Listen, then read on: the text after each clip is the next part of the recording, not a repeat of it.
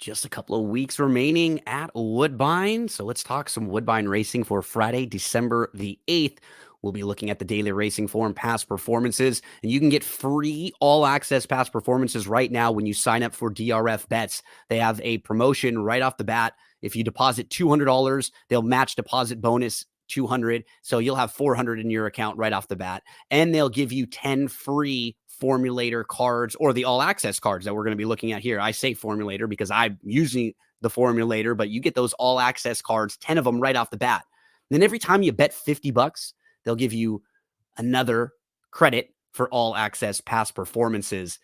Go sign up for DRF Bets right now. Use the promo code STAKES when you sign up. So let's look at the early pick 5 for Woodbine on Friday. $50,000 guarantee in that early pick 5 sequence. Race 2 is where the pick 5 begins.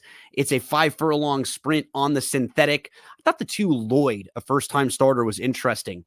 You can take a look at the pedigree here. This dam was a good one. She won the first 3 starts of her career, including back-to-back multiple graded stakes races. And we just haven't seen a whole lot of production from Lloyd. Lloyd's a first-time starter, but what have we seen from the siblings? Genre. Look at this. Genre is a grade 3 winner. There were 9 siblings that French Park has produced. 7 of them were winners. Park Monceau is a stakes winner. There are 5 multiple winners, and we've got a graded stakes winner. So we've got some real quality here. Legal Eagle, another winner. JoJo's Mojo, another winner. So Honest, multiple winner. St. Jean, multiple winner. Fake Muse was one of the few that did not win. There were only 2. French General was a 6-time winner. There is a lot of winning in this family. Lloyd is a first-time starter. And this barn, while you'll look at the numbers and you'll see, like, in the statistics that they don't have a bunch of sample size with first-time starters. When you click on the trainer, you can get the full database. And then you can go and click on first-time starters, see how this barn has done with a bigger sample size. Well, they've had 11 of them over the last 5 years, and they've won with 2 of them. And those horses are at fair prices, so they have a positive ROI. Capable barn first time out, sneaky pedigree, and there's just no monsters in this group. He's going to have to come out running because at 5 furlongs, they'll go quick early on. But if he can come out running in here, I don't think he'll have to be a monster to beat this group. The 3 Sugar Taps, the horse they'll all have to beat on the cutback, no doubt. To me, that's the top tier. I'm going to use 2 and the 3 to get things started. If you were looking to go deeper, I think the 5 will pick some pieces up. It's Me, Mario. And the 6, Cut 'em Loose, is a first-time starter. Another situation where they wouldn't have to beat all that much to beat this group. The 8, Autumn So Flashy, comes off of a good effort in a similar spot. But I'm going to use 2, 3 as the top tier there in race number 2. So we move to race number 3.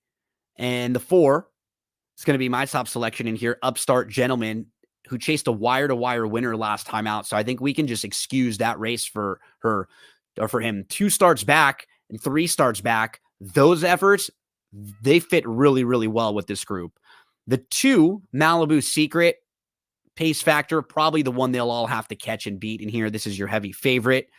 4-2 is my top tier. The 1, It Worked, comes off of a good effort last time out, a win in a similar spot at this distance, should sit a good trip. Also has a little bit of speed if they want to use it, but kind of showed some versatility in recent races. And then the 5, Chancel, is also a player in here if you wanted to go a little bit deeper. But I will use 4, 2, 1, 5 on some tickets if you're going a little deeper. Let's move to race number 4. I'm going to single in here the number 1, Askin' My Name. I just don't really think much of the rest of this field. Askin' My Name comes out of races against better. The blinkers come on. He was a step slow in his last start.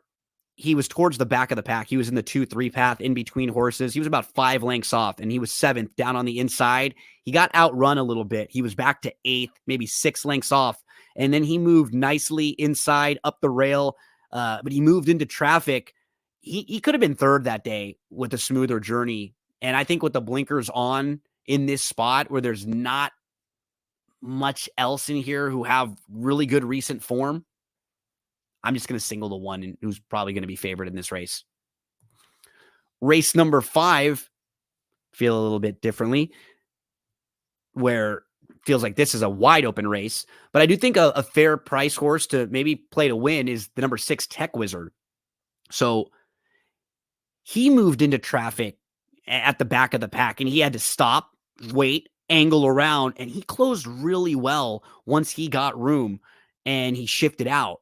Now he's going to go 3rd start of the form cycle. The blinkers come off, 2nd start at this level.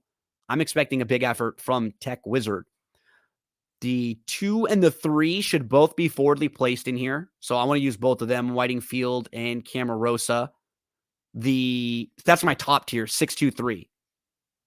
In what's a tough race, though, I wouldn't have a problem throwing the 1 in. The blinkers on from the inside. I would not be shocked if this horse got aggressive from the rail after a bad start in the debut. Then you've got the 5, Sugar It's Eli, who's actually your 2-1 morning line favorite. Debuted at Saratoga. Wasn't a bad effort last time out and now stretches out. And the 7, Secord, who showed a little bit of speed, kind of tactical speed in both of the last 2. Will get Lasix now, 3rd start of the form cycle. 6, 2, 3 is my top tier. Wouldn't be against 5, 1, and 7 if you wanted to use all of them, but lots of 6, 2s, and 3s for me there. As we move to the closeout race, race number 6. I'm going to look at the number 8 in here, Cornwall, to start.